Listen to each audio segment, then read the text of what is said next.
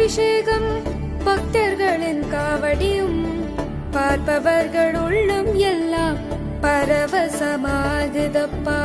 பாலும் தேன் அபிஷேகம் பக்தர்களின் காவடியும் பார்ப்பவர்கள் உள்ளம் எல்லாம் பரவசமாகுதப்பா. வள்ளி தேவயானையுடன் தணிகையிலே குடியமர்ந்தாய் வளமான வாழ்வை தந்து வானுலகை காத்திடுவாய்.